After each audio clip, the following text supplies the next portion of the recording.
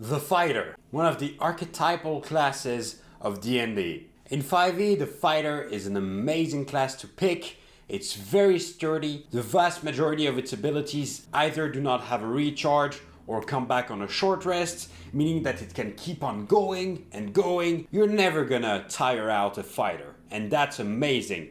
It's a really solid class, but how do the subclasses do? Well, that's the topic of today's video, isn't it? So, let's go over the subclasses now. We'll go in alphabetical order because I'll be ranking them from A tier to E tier with a special S tier for those subclasses which are just that good. So, let's go over the first one, the Arcane Archer, from Xanathar's Guide to Everything. So, what's the idea behind the class? Well, at 3rd level, you unlock the ability to get some new magical arrows which you can shoot. All those arrows are infused with unique magic, which allows you to somehow charm your enemies, or deal more damage, or banish them, and so on. It's really cool abilities. You get 2 shots which come back on short rest. Then as the class progresses, you get the ability to redirect your arrows in case of a miss. Kind of like, you know, when you can curve bullets, except with arrows. I'm looking at you, Wanted.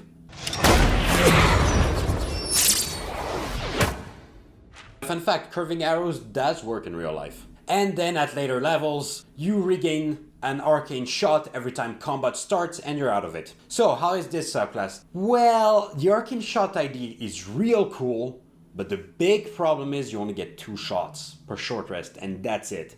That is so little. And you don't even get the ability to choose from that many shots either. And that really holds the subclass back. It's a great concept, but it's largely squandered. Sure, you do get a couple of excellent abilities, but it doesn't compensate for what you're losing. So this subclass is getting a C tier. If you want a simple fix to the subclass, honestly, just make the number of shots that you get per short rest equal to 1 plus your intelligence or 1 plus your wisdom modifier. It forces your fighter to shore up one of those scores, similar to the Eldritch Knight, to get more shots and more arrows. And that's cool because it also applies to the DC of the saving throw of those arrows and gives you another reason to want to increase your intelligence score. In addition, I'd give an extra known shot from the beginning, and then boom, subclass is fixed, it's now really good, super fun to play, I've tried it before, and that's the way to go forward. It's kind of what I did with the Blood Archer from the Tome of Vile Corruption. So, now that we're done with the Arcane Archer, second subclass, like, subscribe, and hit the bell button. I know, it's not the second subclass, let's move on to that. Battle Master. I think this is one of the most typical fighter subclasses. I mean, it's one of the first one offered in the PHB, and it's really solid subclass, so let's see what it offers. You are a fighter plus. What do I mean by that? Well, you're a fighter, but now on top of that you get battle maneuvers, which kind of function like spell in this idea that you need to strategize and plan how you're going to use them. And those maneuvers can increase the damage, terrify your enemies, trip them, force your allies to attack more, and so on. It's really cool concept. Unlike the Arcane Archer, you actually get a lot of uses from your ability, where you get 4 from the beginning, and some additional uses as you level up. On top of that, you know also more Battlemaster maneuvers, which are all, like I said earlier, super cool. You get a new proficiency with a tool of your choice, because we all know knitting is extremely important to practice during your short rests. Finally, your superiority dice increase in power, going from a d8 to a d10 to a d12. You also get an ability which allows you to get a read on your enemies if you spend enough time studying them. It's extremely specific, not always that great, but if the leech starts monologuing, well, it's a great time to use it. And after that, your superiority dice recharges at the start of each battle if you're out of it. So, how does this subclass rank? Well, the subclass is simply amazing. It's one of the best fighter subclasses out there. The battle maneuvers are so versatile and different, and you get so many of them. It really amplifies your style in battle and makes you extremely strong, extremely versatile, which pushes this subclass directly into S tier. The roleplay potential is there too. I just love this subclass. Next up, the Cavalier fighter. Cavalier? In French it's Cavalier, so Cavalier, let's go. It's a subclass which requires you to have a mount. Requires you? Well, let's go over it. At 3rd level, you learn how to ride a mount. You mount them faster, you're harder to knock off a mount, and even if you fall off your mount, you don't fall prone. All of those are really neat, and on top of that you get a neat proficiency. Also at 3rd level, you get another ability, which allows you to mark your enemies if you hit them, and while they're marked, they have disadvantage on attacks against anyone other than you while you're within 5 feet of them, which is a great defensive ability. And on top of that, if they do decide to attack someone else, you can bonk them an extra time and punish them for it. So I like that. Then you get warding maneuver, which allows you to increase the AC of an ally which is being attacked, which is next to you. It's quite useful, not that super strong, but it really can come in handy. And you don't have unlimited uses of it, unlike the defensive fighting style, for example. Then you get the ability Hold the Line. I love this ability. It's like the Sentinel feat, but on steroids. It allows you to, as soon as someone moves within your range, you can bonk them another time until they fall dead.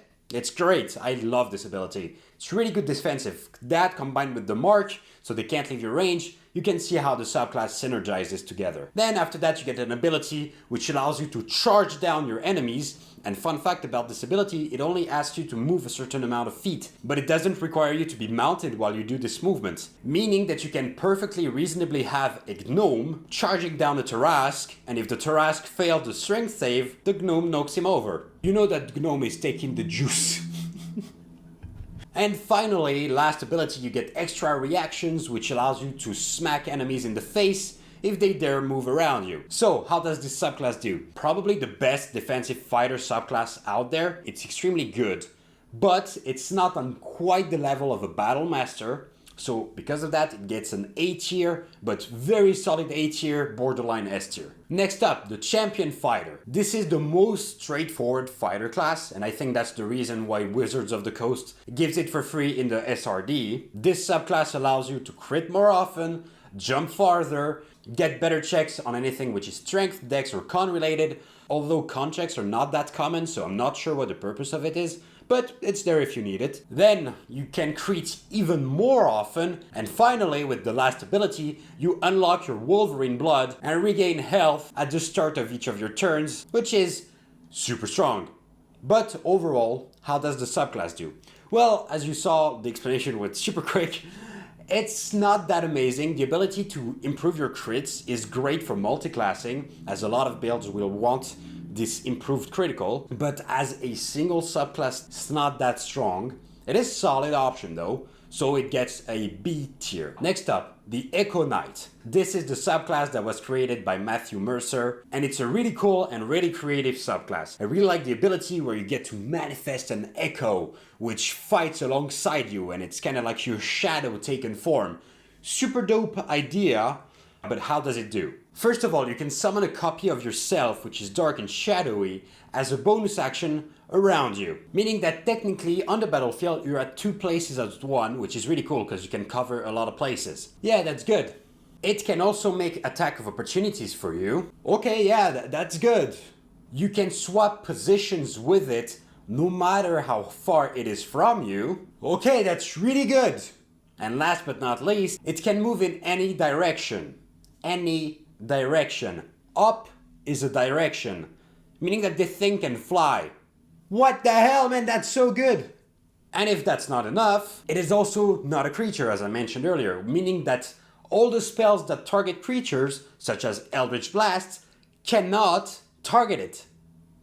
Jesus Christ, that's insane! On top of that, you can make your Echo take a few extra attacks every day, which can come in handy. After that, similar to Find Familiar, you can use your Echo to make it move away very far from you as you see through its eyes and can sense through it. It has been said in a sage advice, it cannot attack while you do so, but still, it's amazing for scouting, because you're in no danger for yourself. Then after that, you can throw your avatar around to take damage for other people, potentially blocking an attack, which is super neat as you can imagine. And after that, if you unsummon your Echo or if it dies, you gain some temporary HP. You know, every time you finish a rest, you can summon your Echo, kill it, and gain some temporary HP. It's really good. I'm sorry, little one.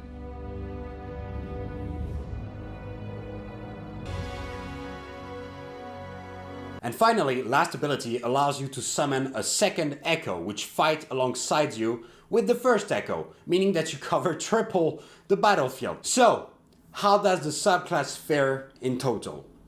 Well, if you haven't picked it up by now, it's bloody amazing. I think, so far, it's the best official fighter subclass that we have. It's absolutely insane, and because of that, it gets an S tier. It's just that freaking good. You might be seeing that there's not a lot of time left on the video. Yeah, that's because I'm gonna make the next 5 fighter subclasses in a different video. I don't want this video to be 30 minutes long, so I'll link to it here once it's done.